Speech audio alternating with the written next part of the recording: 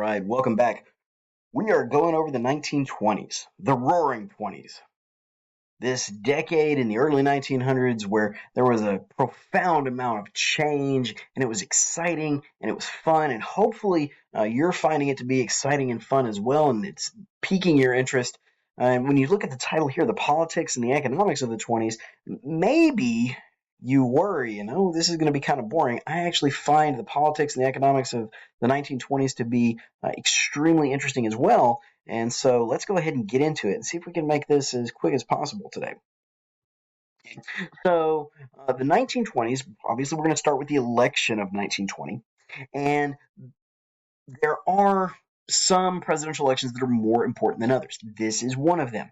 The election of 1920 is significant because it shows the end of the progressive era in the United States. Neither one of the major parties nominates a progressive as a candidate for president. And so, both parties have said, okay, we've done the progressive era, we've done our progressive change, we're done with it at least for a while. The Republicans are going to nominate this guy, Warren G. Harding, out of Ohio. He's pro-business. He's been in the Senate. As his running mate, they nominate Calvin Coolidge. He was the governor from Massachusetts. If you remember, he's the guy that shut down the Boston police strike. Real law and order kind of guy that made him popular among the people. Their campaign is going to come up with the slogan, the return to normalcy. That's what America needs, a return to normalcy. Normalcy is the state or condition of being normal, which that definition would really make my junior high English teacher throw a fit. But whatever, it works. What they're saying is, look, for the last 20 years, we've had the progressive era. We've had an awful lot of change. We need to stop, and we need to evaluate where that change has brought us. Has it been good? Has it been bad? Do we need to do more? Do we need to do less? Well, first, we need to stop and take a look. We've had a couple of years of World War I. We need to decide what our place in the world is. We need to stop and say, okay, World War I happened. What did we do? What should we do in the future, knowing that these things are now possible? Democrats, they're going to nominate a guy named James Cox, and I think more significantly, they nominate Franklin Roosevelt as vice president. So even by 1920, Franklin Roosevelt has done enough to earn a national reputation that he's been nominated for vice president. The biggest issues in the campaign, first of all, should the United States ratify the Treaty of Versailles, and therefore should we join the League of Nations? Democrats are going to argue we should. This is Woodrow Wilson's brainchild. We need to be a part of that. The Republicans are going to argue we shouldn't because it takes away American sovereignty over our decisions. If you remember Article 10, an attack against one is an attack against all. The other thing is the post-World War I Red Scare. Both parties are going to come out and say, we need to crack down on communists. We need to find these bad actors, crack down on immigration from Southern and Eastern Europe. These terrible people who are bringing in communism. The Republicans more so than the Democrats, but both parties are arguing for it. And ultimately, Harding does a better job. The Republicans do a better job of getting their message out. And so Harding wins. Now, Harding, in my opinion, is not the smartest president we've ever had. But I do give him credit for being smart enough to know he's not smart enough to know it all. And so Warren G. Harding goes out and he gets himself some good members of his cabinet. And in this case, the term good means they know what they're doing. They have experience and expertise in the areas to which they have been appointed. You may disagree with some of their policies, but you can't argue with the fact that they are smart and they do know about the subject over which they have been given authority. Our first guy here is Charles Evans Hughes. He's going to be Harding's Secretary of State. Harding gets sworn in as president in March of 1921, so Charles Evans Hughes becomes Secretary of State in March of 1921. And by the time you get to November, he has put together this thing called the Washington Naval Conference. The Washington Naval Conference was designed to and did lead to several disarmament treaties. If you remember back to the causes of World War I, one of those causes was militarism, an arms race. And at the end of World War I, everybody kind of looked at that and said, well, that was terrible. We should not have done that. Now let's start building our militaries up again. And so he puts together this conference, and they come out with several different treaties: the 4-power treaty, the 5-power treaty, the 9-power treaty. The summary of these things is they did reduce the size of the major navies, and they also called for a reduction in the size of some of the ships that these countries were building. Another one of the good advisors is a guy named Andrew Mellon. Andrew Mellon was appointed to be Secretary of the Treasury. He's in charge of the overall economic health of the country. And one of the things that he would push for was lower taxes on businesses, with the idea being that business would then spend the money that they were saving in taxes to grow their own businesses and hire more workers, and that would help stimulate the economy, and that would stimulate economic growth. The final guy that we've got on here as part of the good advisors, and there were a couple others, these are just the big three, is Herbert Hoover. He was the Secretary of Commerce. He's in charge of the kind of the business sector of the economy. And so a lot like Andrew Mellon, he's going to push for business-friendly laws, business-friendly regulations, things that you could point to and say, this helps business, which ultimately helps the economy. Okay? All three of these guys know what they're doing. They're good at what they do. And they get a lot of credit for some of the good things that are going on in the 20s. Now, we've got good advisors, and maybe you figured out that's going to mean there's some bad advisors. And we call these guys also the Ohio Gang. They were political allies of Warren G. Harding. They had gotten in with him when he was just a local guy in Ohio. They had figured out that if they could leech onto him, then he would give them government positions. Wherever he went, they could just get appointed to government positions higher and higher, and they could use those positions to line their own pockets. So these guys are corrupt, these guys are bad, and they have made it into the cabinet, and they're going to use their positions to make lots of money and cause lots of scandals. The first one right here is a guy named Harry Daugherty. He's the Attorney General. He's in charge of the Justice Department. And he's going to take bribes in exchange for presidential pardons. The pardon is a power that the president has. He can look at people that have been accused or convicted of federal crimes, and he can basically give them a get-out-of-jail-free card. The problem for the president is thousands of people request pardons every year. The president himself does not have time to investigate who should I give a pardon to and who shouldn't I. So instead, they turn those people over to the Justice Department, who goes back and looks who deserves a pardon, who doesn't. And at the end of the year, the Attorney General walks in and says, Mr. President, here are the people that have requested pardons. And here's the small number that we believe actually deserve those pardons. And most of the time, the president is just going to go with what has been advised. So if you give Harry Daugherty enough money, your name will end up on that good list. And the president will look at him and say, are you sure this guy deserves a pardon? Absolutely, sir. I've got 1,000 reasons why. They're all sitting in my bank account. Okay. Another guy is part of the Ohio gangs. This guy, Charles Forbes. This guy, more scum than Harry Daugherty. He's in charge of the VA, Secretary of the Veterans Affairs, and what he'll do is he will take medical equipment, medical supplies that have been purchased by the Veterans Administration for use in VA hospitals to help veterans, and he will take that stuff and he will sell it to private businesses, private individuals, and then he will pocket the money. The money isn't even going to the government. And so, on the one hand, definitely we can say he is stealing from the government, which means we can definitely say he's stealing from taxpayers.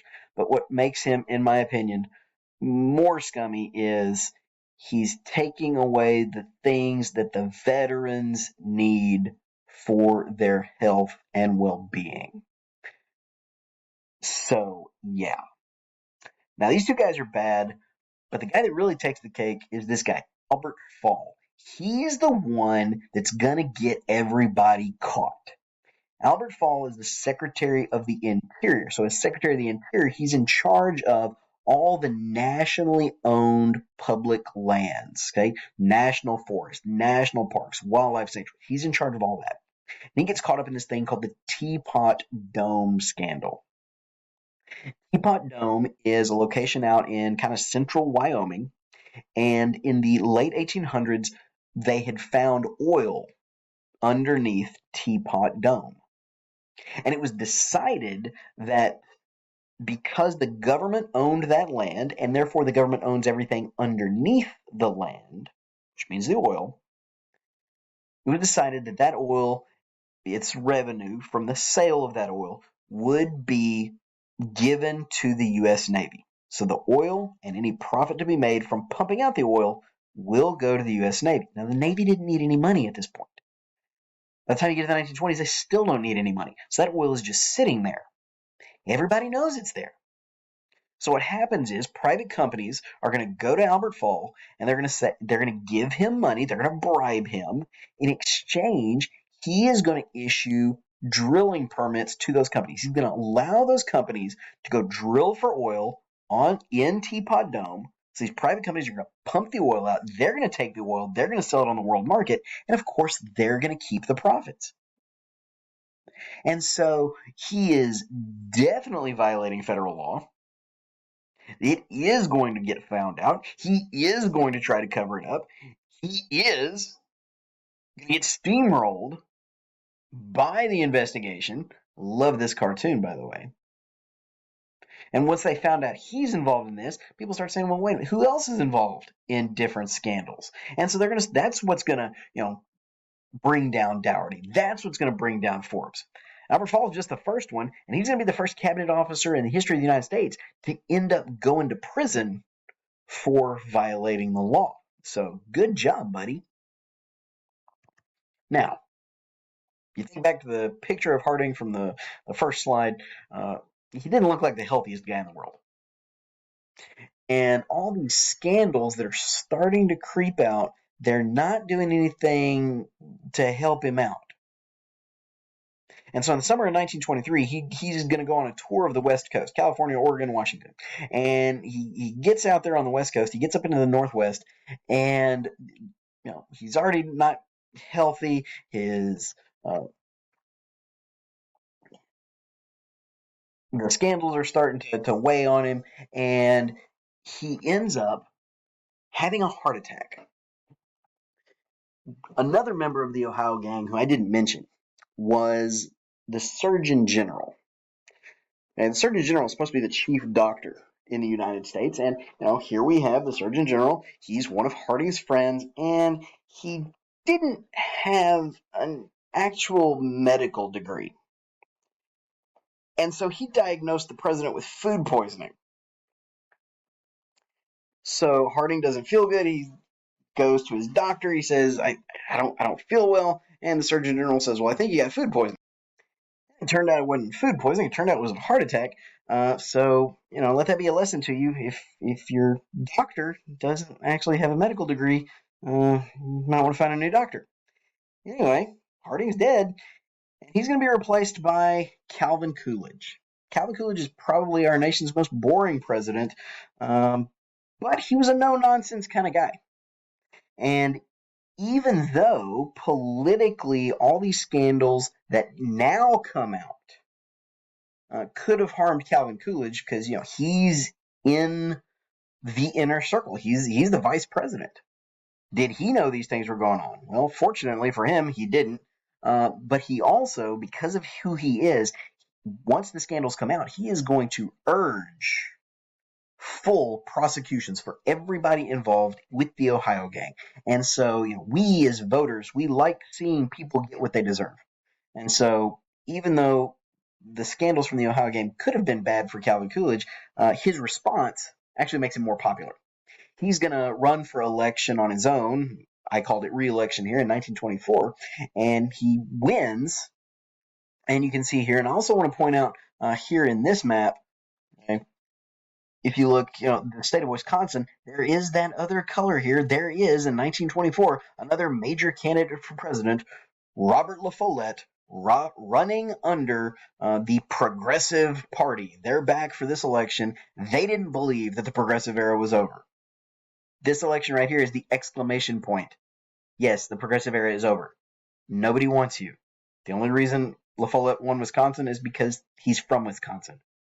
Nobody else in the country wanted the Progressive era to continue, so it is over. Let's switch gears. Let's go over to the economy. What's going on with the economy in the 20s? The 1920s is the largest period of economic growth in U.S. history up to that point. That's a phrase that we get to repeat over and over again in the 1900s. It's great.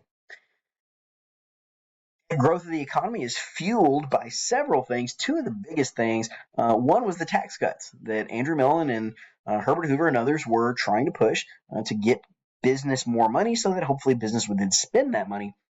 The other thing that helps fuel the economic growth is the expansion of the consumer goods industry. The idea of we're going to sell things that people need to buy and use up and buy again. Okay?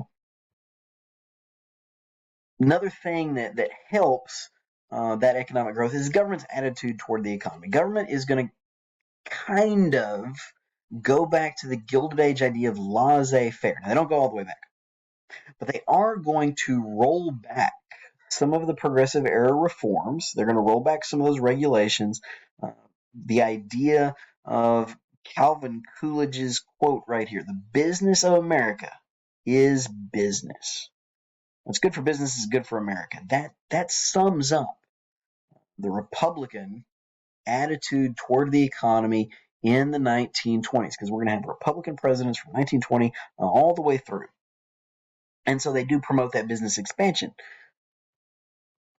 Now, business is going to change some of its practices in the 1920s. One of the things that businesses start to do in the 1920s is start to do something called welfare capitalism. Welfare capitalism is a situation where businesses offer benefits to employees willingly. Now, willingly can mean a couple different things, and there's a couple different reasons why businesses engage in welfare capitalism. Some businesses engage in welfare capitalism just because they are run by, I'll say, good people with an asterisk, because not everybody is good, but like Ford Motor Company. Henry Ford is the first company to pay his employees $5 per day. And $5 per day now is criminal, but in the 1920s, $5 per day is double what the people around his auto plants are making. And Henry Ford offers his employees $5 a day in part because he is making so much profit. He says, I can afford to give you guys more money. And so he extends that. He introduces the 5-day work week. There's a meme that makes its way around on the internet. It's a picture of Henry Ford. So this is Henry Ford. He invented the 5-day work week. Everyone boo this man. And what a lot of the comments from people that know history will point out is before Henry Ford, it was a 6-day work week, maybe a 7-day work week, depending on where you were. Henry Ford literally invented the weekend. Don't boo him. It was worse. Okay? So he's telling his employees, look, I'm going to pay you more, and I'm going to have you work less because I can afford to, because I'm already making so much money. Okay? And that's a great reason to kind of willingly share some of those benefits. Now, another reason why businesses do this, and part of the reason Ford does it, is because this actually makes it easier to replace workers. Think of it, $5 per day, double what you're making anywhere else. All of a sudden, there are people lined up filling out job applications waiting on a job opening in Ford's company. This is a headline from a newspaper. Gold rush is started by Ford's $5 offer. If you look at the next line, thousands of men seek employment in Detroit factory. Okay? He's created a situation where people want to work for him. The problem is he doesn't have any openings.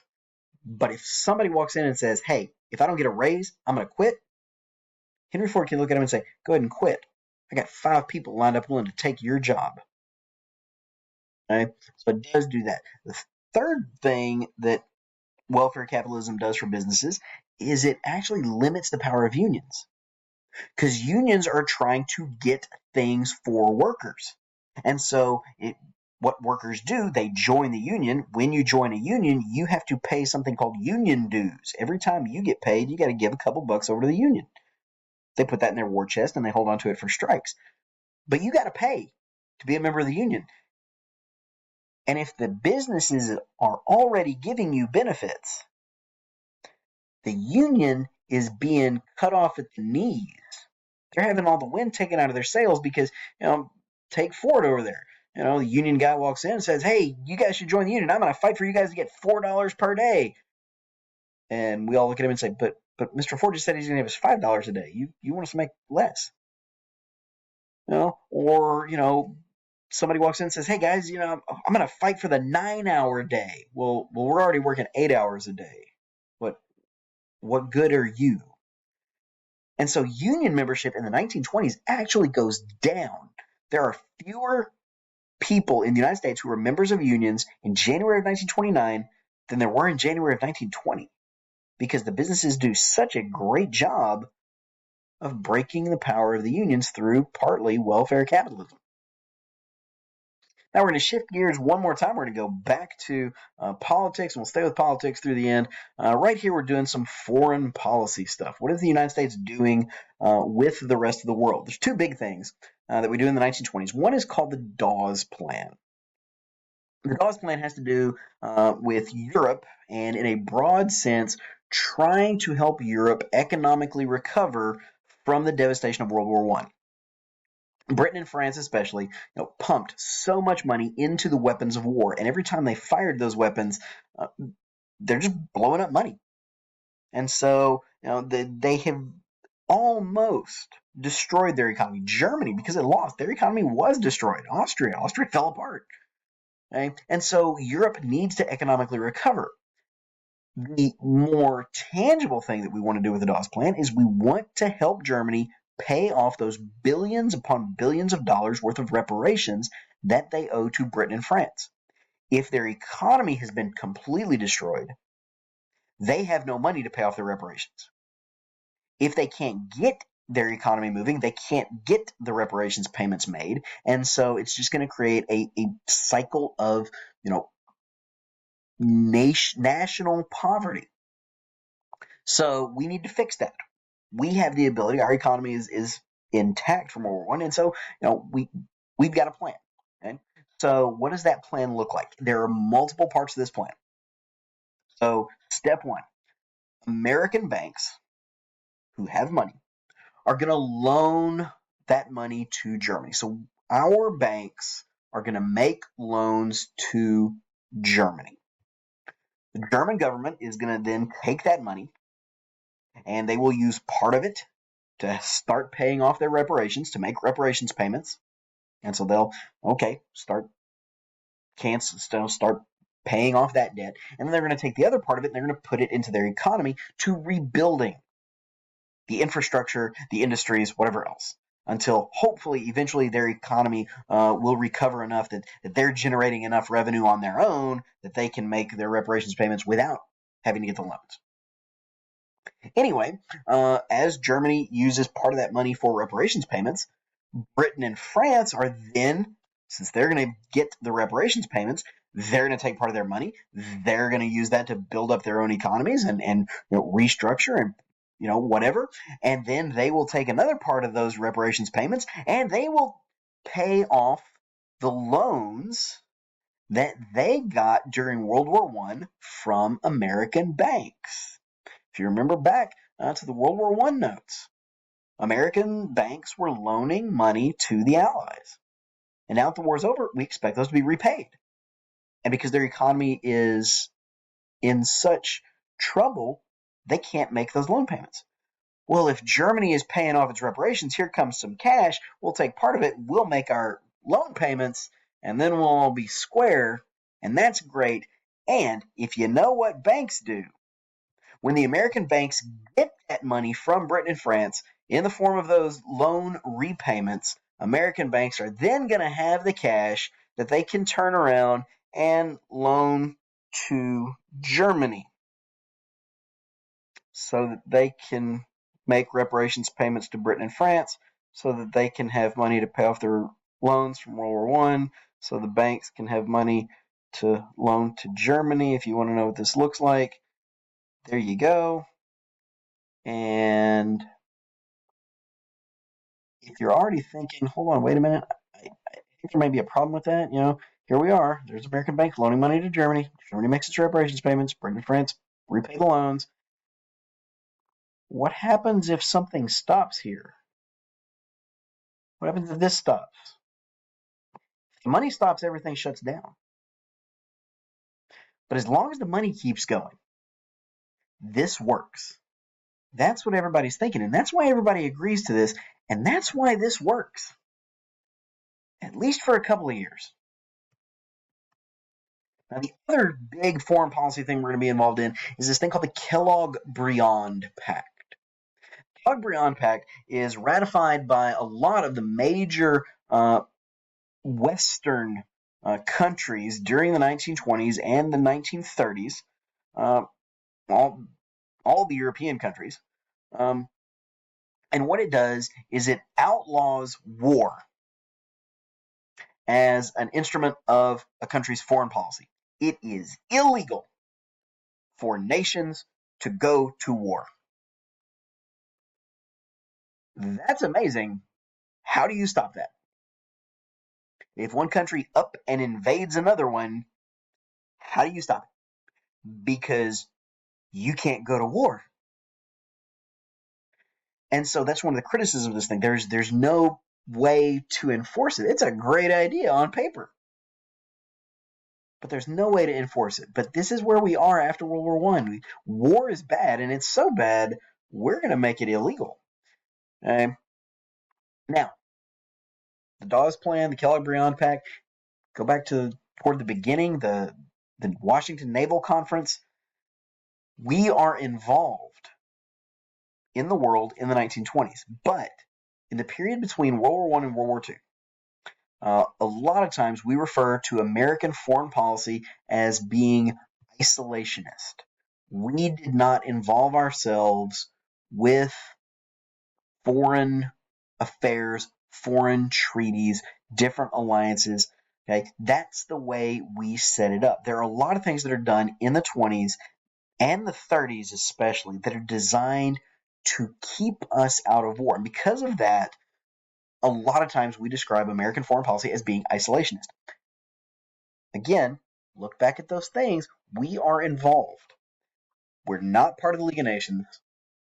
We're not going to get into World War II at the beginning. And so those are some of the things that we use to say, well, maybe we were isolationist. You can make up your own mind, especially if you get that essay question. We'll finish with the election of 1928. Okay, the Republicans nominate Herbert Hoover. Told you you'd see him again. Herbert Hoover has an awful lot going for him. He is popular among the American public for lots and lots of reasons. Okay? He is a self-made millionaire. He started out, kind of solid middle class, but he had to pay for a college education, and then he went off and used that education to make himself a millionaire. Great for him. During World War I, he was the head of the Food Administration. He fed Belgium. Right? That's the most successful agency during World War I, and he was in charge of it. Right? Under Harding, he was Secretary of Commerce, and he continued that under Coolidge. In 1927, there is a massive flood of the Mississippi River, the worst flood of the Mississippi River in U.S. history, up even to today. And when it's so massive that the national government has to step in, the national government never stepped in to deal with natural disaster relief until the flood of the Mississippi in 1927. And they're in a cabinet meeting, and they decide, okay, we've got to do this. And Herbert Hoover says, I will lead the relief efforts. He gets into a helicopter to go survey the damage himself, and he that shows up in the papers, and people in America saw him on the front lines trying to help people. So that's a good thing for publicity and for him. He's also going to get some secondhand benefit from the fact that there's a good economy in the 20s. We've had Republican presidents, Harding, Coolidge. The economy's really good, and we're going to give credit for that good economy to the Republican Party. Oh, he's a Republican. Maybe we should keep going with these guys. Now, the Democrats nominate this guy, Al Smith. Okay? Al Smith has a national reputation as well. Unfortunately for Al Smith, he's got a couple of negatives associated with him. As far as the voters are concerned, I do want to make that statement. As far as the voters in 1928 are concerned, he's got some negatives associated with him. The first one is he is against prohibition. He wants to get rid of prohibition. And look, in 1928, there's lots of people that wanted to get rid of prohibition. Nobody's going to say that publicly. Hey, nobody. Everybody said they loved prohibition, even though they might have secretly hated it. But he wants to get rid of prohibition, which is not politically popular. The other thing that causes him to be viewed negatively by some voters is that he's Catholic. In 1928, there is still a fear that if you elect a Catholic president, good Catholics listen to the Pope, and if you have a Catholic president, he's going to do whatever the Pope tells him, and all of a sudden the Pope will be running America. So we don't want the Pope running America. You see how the voters responded. Now, I've got this map in here, not just to show you that Hoover won, but I also have it in here to show you, look, here in the South, they didn't care that the guy was Catholic. Remember, this is going to be a Protestant Bible Belt. These should be the people that care. But remember, this is also the Deep South. And after Reconstruction, the Deep South is going to vote Democrat for 100 years. Okay? The other reason I have it in here is to remind you, remember, electoral maps like this can lie to you.